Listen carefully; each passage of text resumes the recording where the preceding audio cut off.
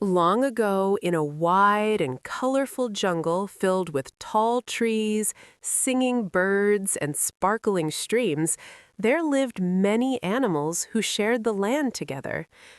Every morning, the sun rose slowly above the treetops, painting the sky with warm shades of gold and orange. The jungle woke up gently. Leaves whispered in the breeze, monkeys stretched on branches, and birds greeted the day with happy songs. Among all the animals, there was one everyone respected and trusted. His name was Eli the Elephant. Eli was big and strong, with wide ears and kind, thoughtful eyes. His footsteps were heavy, yet his heart was light. Though he was the strongest animal in the jungle, Eli never used his strength to scare anyone. Instead, he used it to help others. Every morning, Eli walked to the river to drink water. On his way, he always checked on his friends. "Good morning, Luna," Eli said kindly to a deer drinking nearby. "Good morning, Eli," Luna replied with a gentle smile. "Thank you for clearing the path yesterday. My little ones can walk safely now." Eli nodded and smiled. Helping others made him happy. High up in the sky, a small pigeon watched everything carefully. Her name was Pip. Pip was tiny compared to Eli, but she was quick, clever, and very brave. She loved flying over the jungle, learning its secrets, and helping animals by sharing important news. Pip flew down and landed softly on a branch near Eli. "Good morning, Eli," she chirped cheerfully. "Good morning, Pip," Eli replied. "You're up early today." "I always am," Pip said proudly. "The jungle talks to those who listen." Eli chuckled softly. Not far away, Milo the Monkey was jumping from tree to tree, laughing loudly. "Watch this!" Milo shouted as he swung upside down and nearly fell. Eli gently moved his trunk and steadied the branch. "Careful, Milo," Eli said calmly. "Not every fall is fun." Milo laughed. "That's why we're glad you're here, Eli." The jungle felt safe when Eli was around. But not everyone felt peaceful that morning. At the top of a rocky hill, watching the jungle below, stood Rio the lion. Leo was the king of the jungle, strong, proud, and loud. His roar could be heard far and wide. Yet lately, Leo felt something he didn't like. He felt ignored. "Everyone listens to the elephant now," Leo growled to himself. "They respect him more than their king." Leo's golden eyes narrowed as he watched animals gather near Eli. "They've forgotten who rules this jungle," he said angrily. Back in the forest, Pip noticed Leo standing alone. She felt a chill. "Eli," Pip said softly, "something doesn't feel right today." Eli stopped walking and listened carefully. He closed his eyes and felt the ground beneath his feet. "I feel it too," Eli said quietly. "The jungle is peaceful on the outside, but something is stirring inside." Pip fluttered her wings nervously. "Should we warn the others?" "Yes," Eli replied, "but gently. Fear spreads faster than fire." As the day moved on, clouds slowly gathered in the sky. The jungle breeze grew uneasy, and the birds sang more quietly. Something was coming. No one knew it yet, but this peaceful jungle was about to face a challenge that would test friendship, courage, and teamwork like never before. And in that challenge, a small pigeon and a gentle elephant would change everything. The clouds hung low over the jungle that afternoon, moving slowly like they were thinking. Birds flew quietly. Even the monkeys were less noisy than usual. From the rocky hill, Leo the lion lifted his head and let out a powerful roar. Roar! The sound echoed through the trees, across the river, and into every corner of the jungle. All the animals froze. "That's Leo," whispered Luna the deer. "He sounds angry."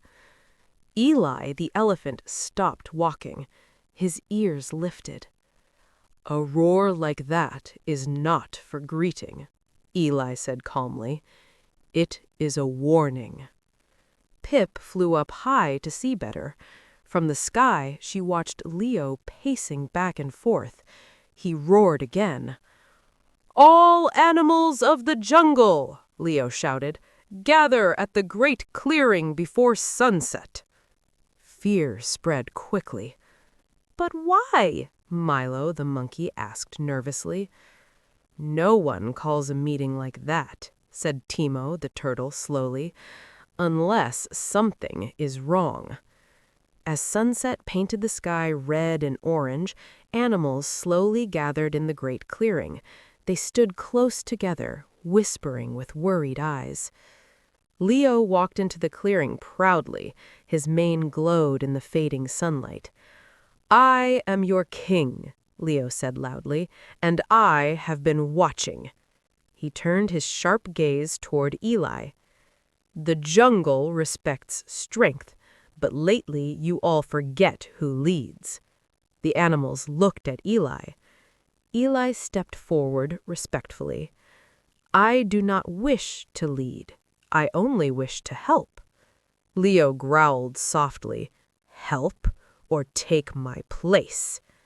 The jungle grew silent. Pip felt her heart race. Leo raised his voice. "From now on," he declared, "no animal may help another without my permission." Gasps filled the clearing. "That's not fair!" Milo cried. Luna lowered her head sadly.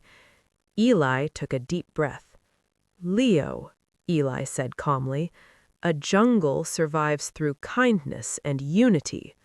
Leo slammed his paw into the ground. "Enough," he roared. "This is my rule." Then he turned and walked away. The animals stood frozen, scared and confused. That night, the jungle felt colder. Pip flew to Eli's shoulder. "Rules like that will hurt everyone," she whispered. Eli nodded slowly. "Yes," he said, "and fear is growing." High in the trees, Pip noticed something strange, a dark shape moving quietly near the old mountains. Her sharp eyes widened. "There's something else, something dangerous." Before Eli could respond, a loud crash echoed far away. The ground trembled. "What was that?" Milo shouted. Timo spoke slowly but firmly. "That sounded like falling rocks." Pip flew higher and gasped. A narrow mountain path had collapsed, blocking the only safe route to the river. Without water, the jungle would suffer. Pip flew back down fast. "Eli!" she cried. "The river path is blocked!" Eli closed his eyes for a moment. "A test has begun," he said softly, and deep in the shadows, Leo watched, unaware that his rule would soon be challenged, not by strength, but by wisdom and courage. The next morning, the jungle woke up very differently. The river, once full and singing, now flowed quietly behind broken rocks. The narrow path that led to it was completely blocked. Animals gathered nearby, staring in silence. "There's no way through," Milo the monkey said softly. Luna the deer looked at her little ones. "We need water," she whispered. Eli stood near the fallen rocks, studying them carefully. He could easily move them with his strength, but Leo's rule echoed in his mind. "No animal may help another without my permission." Pip flew circles above the rocks. "Eli," she said, "rules should protect life, not destroy it." Eli looked around. He saw fear, thirst, confusion. Finally, he spoke. "If helping is wrong," Eli said firmly, "then I will carry that burden." With one powerful push of his trunk, Eli moved the heavy rocks aside. Water flowed freely again. The animals cheered quietly, but fear still remained. "That was brave, but Leo won't like this." Eli nodded. "Courage always has a cost." That afternoon, Pip noticed something unusual while flying near the mountains. A dark cave hidden behind vines. She flew inside and gasped. Inside the cave, water sparkled beneath glowing stones. It was a hidden spring, pure, clean, and untouched. "This could save everyone," Pip whispered. She flew back fast and told Eli. But the path to the cave was dangerous. Steep cliffs, falling stones, and strong winds. "I'll go with you," Milo said bravely. "And I will guide," said Timo slowly. That night, under a sky full of stars, a small group set off. Eli, Pip, Milo, Timo. Along the way, strong winds pushed them back. Milo slipped, but Eli caught him. Falling rocks blocked their path, but Timo found a safe way around. At the entrance of the cave, a loud roar shook the ground. Leo appeared. "So," Leo said coldly, "you break my rule." Eli stepped forward. "I chose life," he said calmly. Pip flew in front of Leo's face. "A king protects his jungle, not his pride." Leo hesitated. Inside the cave, water glowed softly. For the first time, Leo looked uncertain. Soft, emotional music rises. Leo the lion stood silently at the entrance of the glowing cave. The soft sound of flowing water echoed gently around him. For the first time in a long while, the Jungle King did not roar. He watched Eli, standing calmly beside his friends. He watched Pip, small but fearless, hovering in the air. He saw Milo and Timo, tired but brave. And slowly, Leo understood. "I thought strength meant power," Leo said quietly. "I thought being king meant being feared." He looked down at his paws. But I was wrong. The jungle held its breath. Eli stepped forward gently. "Strength that stands alone is weak," Eli said. "True strength stands with others." Pip fluttered down and landed on a rock. "Even the smallest wings can change the jungle," she said softly. Leo lifted his head. His eyes no longer burned with anger, but with understanding. "I made a rule that hurt my own jungle," Leo admitted, "and I allowed my pride to blind me." He turned to the animals gathered behind them. "I take back my rule," Leo announced. "From this day on, kindness will never be forbidden." A wave of relief passed through the jungle. Cheers echoed among the trees. With Eli's help, the animals safely shared water from the hidden spring. Pip flew daily, guiding others. Milo kept spirits high with laughter. Timo shared wisdom slowly but wisely. The jungle healed. Days later, under a bright blue sky, Leo called another gathering, but this time his voice was calm. "Leadership," Leo said, "is not about being the strongest. It is about listening." He looked at Eli. "You have shown me that." Leo stepped back.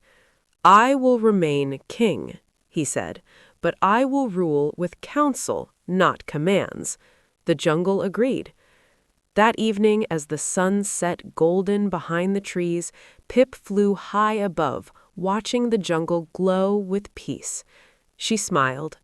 Far below, Eli walked slowly beside the river, his reflection calm and steady.